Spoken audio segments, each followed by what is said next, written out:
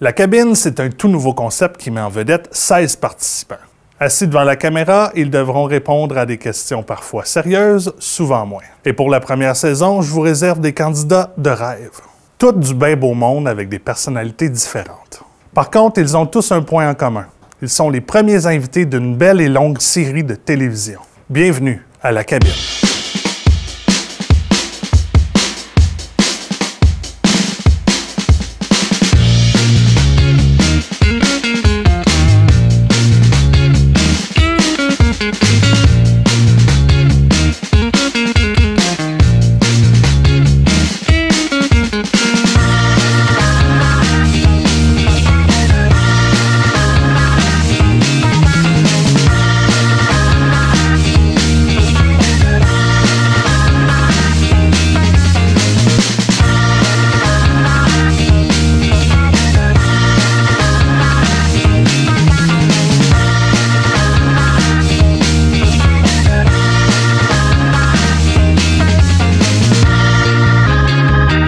Bienvenue dans la cabine. Vous serez seul pour la prochaine demi-heure. Il est important de lire les questions à voix haute.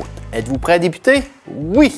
Racontez-nous dans vos mots les attentes que vous avez face à cette émission. J'en ai pas. Zéro. J'ai pas d'attente. J'aime toujours mieux ne jamais avoir d'attente. Comme ça, je suis pas déçue. Je m'appelle Christian Rowe. Donc, je suis Jimmy Desabrais, propriétaire de DD Création depuis 24 ans. Ma profession, je suis réparateur de bateaux, je suis un guitariste et depuis combien de temps? Depuis toujours. Mon nom, c'est Françoise Savard. Je suis retraitée depuis, ça fait 17 ans. Moi, c'est Audrey Marleau et je suis copropriétaire du restaurant Le Bouillon 16. En fait, presque 12 ans au mois de décembre. Si vous deviez changer de nom, quel serait votre nouveau nom? Oh, un nouveau nom. Nouveau nom. Un nouveau nom. Alors, mon nom est Evelyne Bergeron. J'ai une formation comme journaliste, mais je suis depuis 5 ans et quelques attachée politique de la députée d'Argenteuil, Agnès Grondin. Racontez-nous dans vos mots les attentes que vous avez face à cette émission. J'en ai pas d'attente parce que quand ça vient de Sylvain, c'est comme une boîte à surprise. Donc, j'ai pas vraiment d'attente. Je sais que ça peut aller dans toutes les directions. On prend-tu de quoi de cool ou de quoi de pas cool? Prends-tu de quoi de fucké? Un nouveau nom. Je m'appelle Jennifer Lacasse. Présentement, je travaille chez DD Création. C'est moi qui s'occupe du domaine des vêtements corporatifs pour les entreprises depuis 3 ans. Donc, qu'est-ce que je faisais avant? J'ai été paramédic pendant 20 ans et j'ai laissé tomber cette carrière. Jimmy est trop attachant. Hey, j'ai rien qui me vient en tête. Bâtard. Bon, mon nom, c'est Francis Legault. Votre profession, sans emploi présentement, depuis 3 jours. Mon nom, c'est Louis-Philippe Lapierre. Profession, je suis électricien depuis 14 ans. Ah, Jennifer. J'aimerais ça m'appeler Jennifer. T'as un beau nom, Jennifer. Quelle est ma profession? Je suis infographiste, je suis aussi cuisinière. Ça fait combien de temps? Je suis infographiste depuis l'an 2000. Cuisinière, ça fait quand même un petit bout, c'est comme in and out, là. Mon nom est Robert Simard. Et puis, j'ai plusieurs professions. Entre autres, je suis chanteur dans un groupe de musique qui s'appelle Henri Band depuis 34 ans. Je suis aussi co-directeur du Carrefour Jeunesse Emploi d'Argenteuil depuis le 8 janvier dernier. Et aussi, je suis un historien de formation. Je travaille avec le Musée régional d'Argenteuil à construire des expositions, à faire de la recherche. Voilà. Depuis combien de temps? Bien, depuis toujours. Donc, je m'appelle Joël Gratton, je suis homme d'affaires. Ça fait 25 ans, cette année que je suis en affaires. Donc, j'ai des camps de jour et j'ai une académie de soccer à Montréal. Racontez-nous dans vos mots les attentes que vous avez face à cette émission. Les attentes que j'ai face à cette émission, j'ai aucune attente. Ça va être, je crois, très humoristique. J'ai pas d'attente particulière, à part du plaisir. Connaissant Sylvain et toute l'équipe de TVC, cette émission-là sera d'une qualité hors norme, comme à l'habitude. Et ça va être drôle, assurément. En tout cas, on va essayer. Laissez aller dans la créativité de M. Côté. C'est un nouveau concept, donc je savais pas trop à quoi m'attendre. Donc, je trouve ça intéressant de participer à ça. Là. Les nouvelles émissions de la TVC, c'est toujours un petit peu un mystère là, avant qu'on puisse la voir là, à la télévision. Donc, je suis bien content d'être là. En fait, j'en sais pas grand-chose. On m'a dit qu'il y aurait des questions plus loufoques, d'autres plus sérieuses, que j'avais le droit quasiment d'inventer des choses, de me créer un personnage, de répondre plus sérieusement. Alors, allons-y, lançons-nous dans le vide. Alors, mon nom, c'est Carl Bissonnette, pour les gens qui ne me connaissent pas encore. Ça fait 5 ans que je suis ici dans la région et je suis préposé aux bénéficiaires ici à l'hôpital d'Argenteuil. Et ça fait 2 ans que je suis sur les loisirs. Alors, je fais le géo pour les personnes âgées. Alors, ça fait 5 ans que je fais ça et 2 ans comme géo pour les personnes âgées. Bonjour, mon nom est Gilles Beauchamp. Je suis originaire de Saint-Jérôme. Il n'y a pas personne de parfait. Mon nom, c'est Myriam. Donc, moi, je suis étudiante en agent en gestion des ressources humaines au Cégep Gérald Godin. Ça fait depuis le mois de février, en fait. J'ai travaillé comme commis pour la compagnie Poste Canada pendant 33 ans. Quand je suis arrivé dans la région ici, les gens me demandaient, étant donné que maintenant je suis retraité, les gens me demandaient qu'est-ce que tu fais dans la vie? Je travaille à Poste Canada. Ils disaient, étais-tu facteur? Je dis, non. Moi, je suis allé à l'école, je voulais pas faire le trottoir. Je m'appelle Marc-Antoine Bergeron. Je suis enseignant depuis combien de temps? Plus de 25 ans. Je suis animateur culturel en Ontario, à Hawkesbury, là, pas trop loin de l'autre bord du pont de Grenville. Et ça fait un peu plus de 7 ans là, que je fais ça. Bon, j'ai été invité à participer à l'émission La Cabine sans savoir exactement les détails complets de l'émission. C'est une bonne chose parce que je suppose que je m'en vais exactement. On m'a seulement dit qu'on était plusieurs participants puis qu'on aurait des scénarios et des questions à répondre selon la réponse qu'on voudrait bien donner, qui soit avec humour ou beaucoup de sérieux. Racontez-nous dans vos mots les attentes que vous avez face à cette émission. Mon attente principale, c'est de ne pas avoir trop l'air fou. Parce qu'avec Sylvain, quoique des fois je vois Sylvain à la télé, puis je me dis, c'est quand même pas si pire. On peut pas avoir l'air plus fou que lui quand même. Si vous deviez changer de nom, quel serait votre nouveau nom? Marc. Alors, Marc Ro Macro. Préférez-vous ressembler à un poisson ou sentir le poisson? Mais c'est drôle parce que je suis du signe du poisson et je m'en fiche. Mais je préférais sentir le poisson. Oui. Je préférais sentir le poisson. Une bonne dorade, là. Pourquoi? Parce que je veux pas ressembler à un poisson. Regardez ça. Une belle beauté qui sent le poisson, ça sera encore mieux, non? Que d'avoir l'air d'un poisson puis de sentir l'humain. Fait que non, j'opte pour sentir le poisson. Mais c'est parce que si je ressemble à un poisson, j'ai des très fortes chances de sentir le poisson. Connaissez-vous Jennifer Lacasse, bien sûr? Que pouvez-vous nous dire de cette personne? Eh là là. C'est une personne pour laquelle j'ai beaucoup de respect, que je connais pas de temps. Ouais. Mais qu'elle a une très grande joie de vivre. Je sais pas. Très attentionnée aux autres, très dynamique. Non. Très impliquée dans la société. Oh! Puis je pense qu'elle fait toujours bonne impression. Ouais. Vous êtes actuellement dans un taxi, le chauffeur s'est trompé de chemin, roule depuis 45 minutes, vous venez juste de vous en apercevoir. Bon, le taxi, là, je viens de m'apercevoir, il vient de passer tout droit. Je suis avec mon... C'est quelque chose qu'on a vécu. Je suis à Montréal avec mon beau-frère à l'époque, puis on vient de faire une tournée de quelques bars.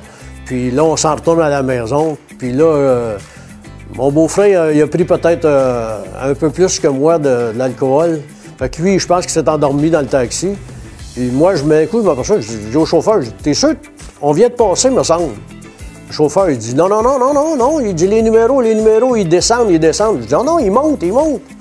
Fait que le chauffeur, il dit Colin, il dit je me suis trompé. Fait que ils ont fait demi-tour, mais en faisant demi-tour, il a arrêté le compteur. Puis il nous a ramené à la bonne place. Fait que l'erreur appartient à tout le monde, hein, c'est possible là, que. Puis souvent, les chauffeurs de taxi, surtout à Montréal, à l'époque, ils ont les GPS dans les autos de taxi, il n'y avait pas grand monde qui avait ça. Là, fait que c'est possible, tu sais. Nommez-nous 3 mets que vous ne mangerez jamais de votre vie. Du boudin au vin, du boudin blanc. Si vous deviez choisir qu'un seul plat parmi les 3 énumérés et que vous deviez manger ce même plat pendant le reste de votre vie, ce serait lequel? Parmi les 3? Aïe! Je pense que boudin au vin. Vous êtes sur une île déserte et vous pouvez seulement amener 3 objets avec vous. Quel objet amenez-vous? J'écoutais tantôt la série Alone, puis je dois dire que j'y pense fortement en ce moment. J'amènerais probablement une hache pour couper les arbres ou les choses qui peuvent avoir sur mon chemin. Un chaudron pour récupérer l'eau puis faire cuire, dans le fond, mes aliments. Probablement aussi un couteau. Ça serait pratique, dans le fond, justement, pour cuisiner, que ce soit du poisson ou une bête, dans le fond, de couper les aliments. Donnez-nous une recette culinaire que vous avez inventée et que vous maîtrisez parfaitement. Bien, je peux pas dire que je l'ai inventée, mais j'ai pas mal ma petite recette de osso bucco. Une petite recette très réconfortante que tous ceux qui mangent adorent. Donc, mais je l'ai pas inventée. Quelle est votre plus grande peur? La plus grande peur. De quoi j'ai peur?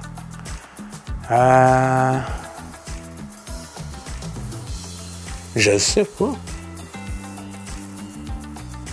On a tous peur de quelque chose. J'ai pas peur de la mort, j'ai pas peur d'être seul, j'ai pas... La plus grande peur... je suis quelqu'un de perfectionniste. Je pourrais peut-être dire qu'une de mes peurs, ce serait... c'est jamais assez bon pour moi. Je me trouve jamais assez bon.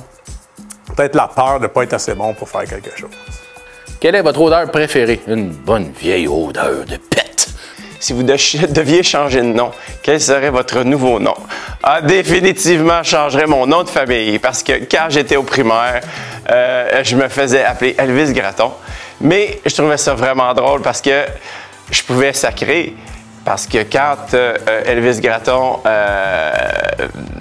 quand la limousine se fait ramasser, là, puis qu'il dit... je ne sais pas si je peux le dire, mais en tout cas, la porte se fait arracher. C'est délectable la réplique que Elvis Gratton a. Voilà. Mais j'aime bien mon prénom, par contre. Joël, j'adore ça, il n'y en a pas beaucoup. C'est Chris, c'est moi qui l'ai rouvert! Connaissez-vous Evelyne Bergeron? Que pouvez-vous nous dire de cette personne? Ben oui, je la connais, Evelyne Bergeron. On travaillait ensemble dans le temps que j'ai commencé dans le métier de journaliste.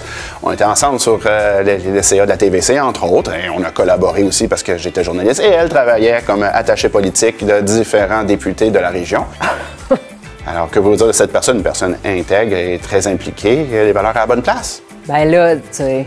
Si vous devriez changer de nom, quel serait votre nouveau nom? Élisabeth? Préférez-vous ressembler à un poisson ou sentir le poisson? Non, j'aime mieux. Ouais. Ben, si c'est sentir le poisson de temps en temps quand on fait du sport, j'aimerais mieux juste sentir le poisson parce que ressembler à un poisson toute sa vie, c'est moins évident, ça. Donc, peut-être sentir le poisson quand on fait du sport. Pourquoi?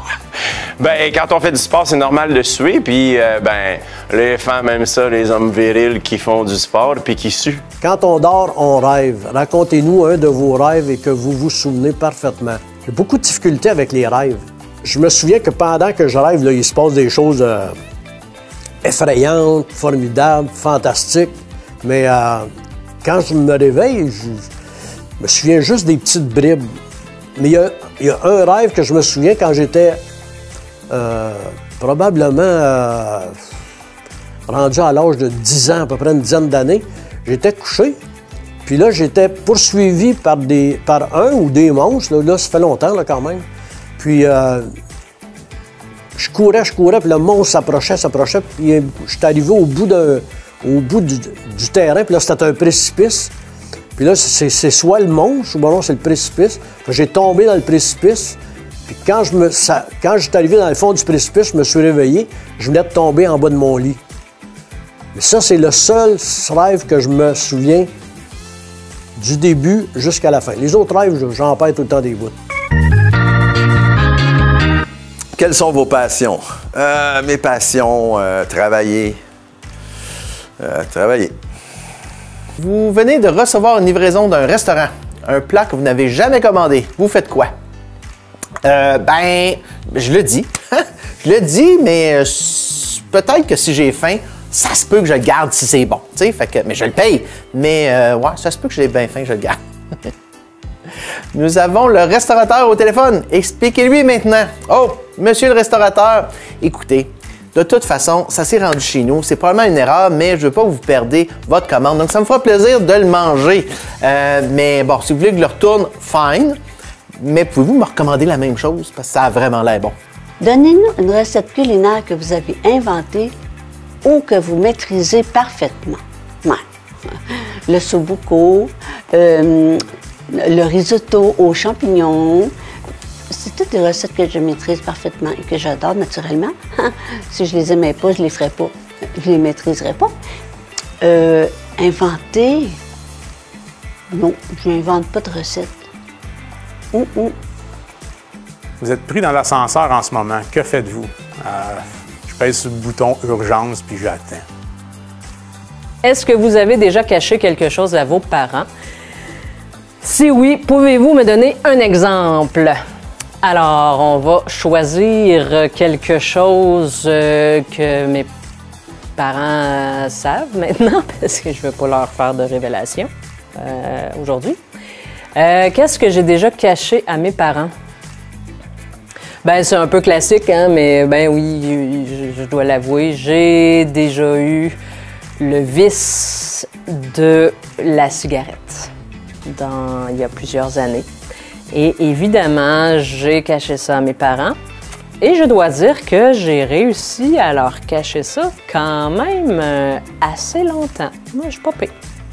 Vous êtes pris dans l'ascenseur en ce moment, que faites-vous? Ça, c'est drôle, ça m'est jamais arrivé. Je rêve de vivre un moment de même, tu sais, avec du monde qui capote un peu. Ça doit tellement être drôle. Honnêtement, je fais juste rien. Je vais juste attendre que ça passe. Mais, tu sais, tu vois ça dans les films, là, genre, ils ont toutes la même date de naissance. Puis, ils se découvrent, je sais pas moi, une amie en commun, une mère en commun ou quoi de même. Là. Mais, honnêtement, je trouverais juste ça drôle. Surtout si j'étais avec d'autres mondes ou, tu sais, des gens qui se sentent pas bien. C'est sûr, je vais les rassurer. Je vais essayer de les calmer, là, mais je ferais juste attendre puis rire. Nommez-nous 3 mets que vous ne mangerez jamais de votre vie. Moi, je dirais les plats d'insectes, comme tu vois des fois en Asie du Sud-Est, genre des grosses tarentules, là, frites. Non. Sinon, un autre plat que je ne mangerais jamais. Dans la même région, là, j'avais vu une émission à un moment donné, je pense que c'était dans une émission de Survivor aux États-Unis. Ils mangeaient genre des oisillons sortis de l'œuf, mais pas vivant, là. Tu sais, genre, l'œuf avait pourri un peu, puis il mangeait ça, puis c'était pas bon. Je pense que c'est du boudin, du sang. Je suis pas un vampire. Si vous deviez choisir qu'un seul plat parmi les 3 énumérés et que vous deviez manger ce même plat pendant le reste de votre vie, ça serait lequel? Ben, finalement, on va y aller avec le boudin, hein? Ça ressemble à une saucisse. On pensait que c'est de la saucisse. Si vous gagnez à la loterie demain matin, quelle serait la première chose que vous feriez? Ça dépend du montant. Ben, si je te dis que je gagne le Lotomax à 60 millions, je te confirme qu'il n'y a pas grand monde autour de moi qui travaille pour le reste de ses jours. Parce qu'on va se dire qu'à 60 millions tout seul, fait que mes amis proches, là, ils vont être gâtés. Pas ceux qui viennent d'apprendre que j'ai gagné, là. Ceux qui sont encore là. T'sais. Les autres qui mangent de la marde. T'es parti, t'es parti. T'es pas plus. C'est tout. Hein? Mais non, sinon, je pense que ce serait ça. Là. Personne ne travaillerait, puis je pense que je me gâterais sur le tour du monde. Là. Il me reste une couple de pays à faire. Quelles sont vos passions? Passion numéro 1, c'est d'être avec mes enfants. Donc, j'ai 4 garçons et passer le plus de temps possible avec mes enfants, ben c'est ce que j'essaie. C'est ça qui passe en premier avant mon entreprise et avant tout. Ma deuxième passion, bien évidemment, quand on travaille je travaille avec les enfants depuis 25 ans, j'ai des camps de jour, j'ai eu des centres d'amusement, mon académie de soccer. Évidemment, quand on met 2 passions ensemble, s'occuper des enfants et le soccer, bien, on est au summum. Donc, tous mes enfants jouent ou ont joué au soccer. Et ben, moi, depuis 2 ans, avec mon académie de soccer, certains de mes enfants jouent à l'intérieur et je peux encore enseigner, même si je suis rendu à 50 ans. Préférez-vous ressembler à un poisson ou sentir le poisson? Ressembler à un poisson. Pourquoi? Parce que c'est beau.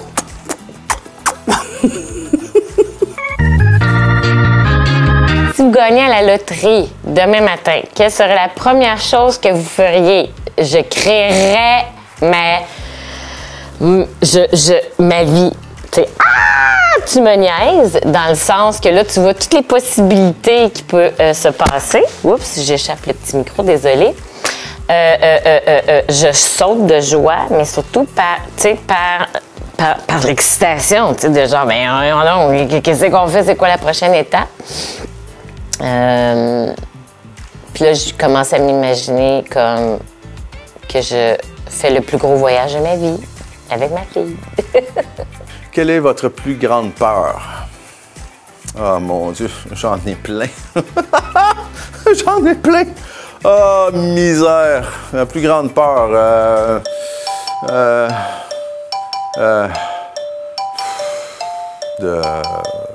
plus grande peur. Oh. C'est ma blonde qui pourrait dire ça. Faudrait que je l'appelle.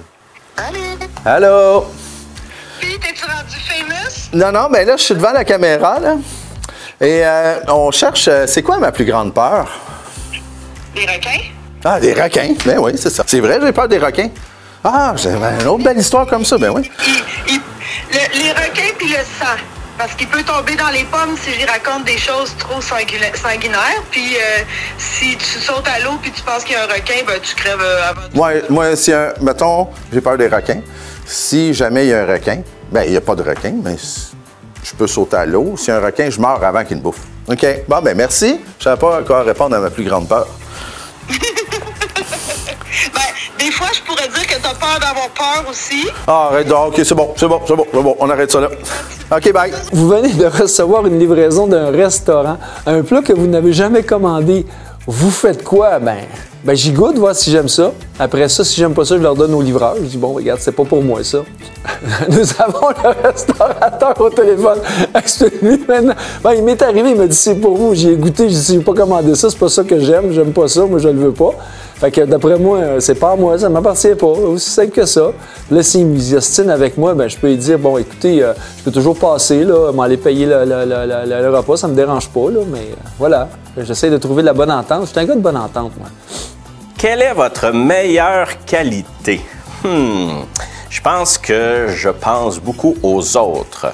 En tout cas, c'est une qualité que j'essaie de mettre en pratique, de respecter les autres et de penser beaucoup à leur bonheur, sans oublier le mien. Racontez-nous quelques exemples que vous avez vécus qui met en valeur votre meilleure qualité. Hein? Faudrait bien qu'on ait des exemples qui vont avec ça. Ben, tu sais, moi, je dis, on pense tellement aux autres. Je vais y penser 2 secondes, d'accord? Parce que là, je vais sortir quand même un bon exemple de ça. Ouais. Alors, ben c'est ça, je disais, de penser aux autres. Des fois, avant, penser à nous-mêmes. Parce que moi, j'avais été demandé pour être premier ministre du Québec. On m'avait offert ça. Ben j'ai dit, il y a sûrement d'autres personnes qui voudraient l'être. Ils ont dit, non, c'est toi qu'on veut. Puis, ben j'ai dit, c'est très flatteur, tout ça. Mais, tu sais, comme je pense beaucoup aux autres, j'ai dit, ben, peut-être que M. Legault, qui s'ennuie un peu chez Air Transat, pourrait peut-être faire le travail. Alors, ça, c'en est un des exemples que je fais là, qui pourrait correspondre à penser aux autres avant soi. Là. Vous êtes actuellement dans un taxi.